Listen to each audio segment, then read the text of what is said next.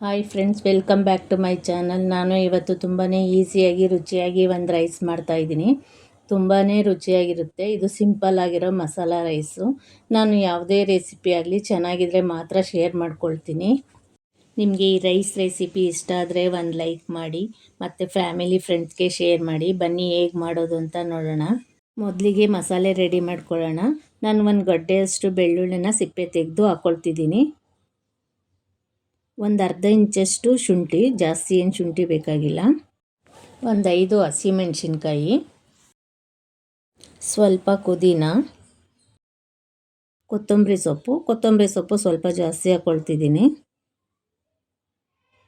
ಇದನ್ನು ಗ್ರೈಂಡ್ ಮಾಡ್ಕೊಂಡಿದ್ದೀನಿ. ಈಗ ಮಸಾಲೆ ರೆಡಿಯಾಗಿದೆ. ನಾನೀಗ ಒಂದು ಬಾಣಲಿ ಇಟ್ಕೊಂಡು ಎಣ್ಣೆ ಹಾಕ್ಕೊಳ್ತಿದ್ದೀನಿ.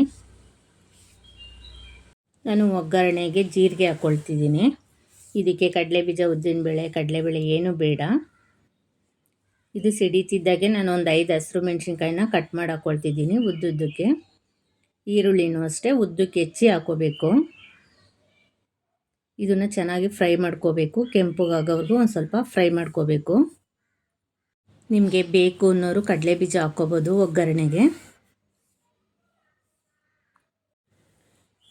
ಈರುಳ್ಳಿ ಎಲ್ಲ ಕೆಂಪುಗಾಗ್ತಿದ್ದಾಗೆ ನಾನು ಸ್ವಲ್ಪ ಕರಿಬೇವು ಹಾಕ್ಕೊಳ್ತೀನಿ.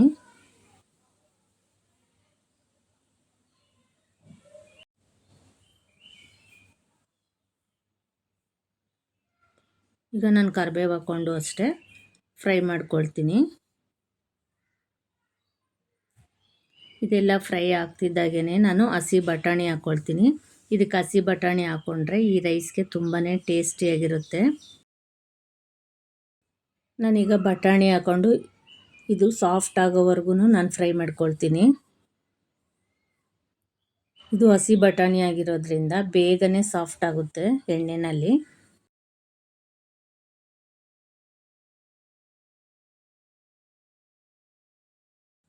ಈಗ ಬಟಾಣಿ ಎಲ್ಲ ಚೆನ್ನಾಗಿ ಸಾಫ್ಟಾಗಿ ಬೆಂದಿದೆ.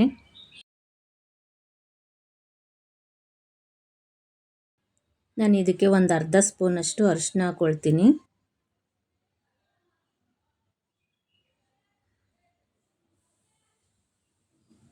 ನಾವು ಆಗಲೇ ರುಬ್ಬಿಟ್ಕೊಂಡಿದ್ವಲ್ಲ ಮಸಾಲೆನ ಇದಕ್ಕೆ ಹಾಕ್ಕೊಂಡು ಹಸಿ ವಾಸನೆ ಹೋಗೋವರೆಗೂ ಫ್ರೈ ಮಾಡ್ಕೋಬೇಕು.